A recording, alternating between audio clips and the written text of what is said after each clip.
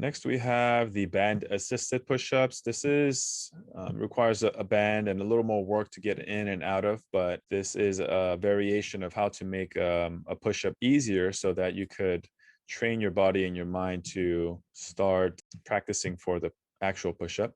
So we're looping this band around our pull-up bar and pulling one side through.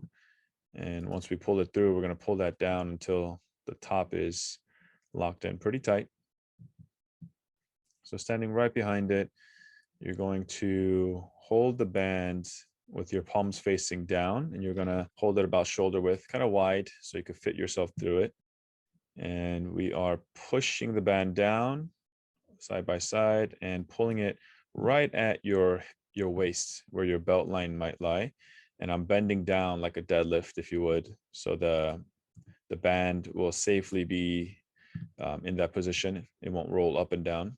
I'm going to get my hands placed and push my feet back. And this band should be straight down through your hips. So you don't want to walk your hands too far forward where the band's trying to pull you back. So keep your hips right under the bar. And it's like a regular push-up. Keep your hip down. Your chest is going to go slightly forward as you go down.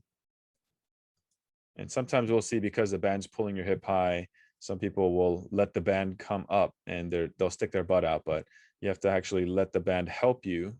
It's taking some of the work away from you. So that's how we do it. So to come back up, we want to get back into this deadlift or hinged position. So bring your feet back up first and then reach around with your hands into the band.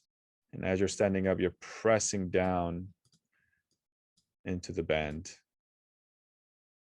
so that it doesn't flip your shirt up or snap up into your face.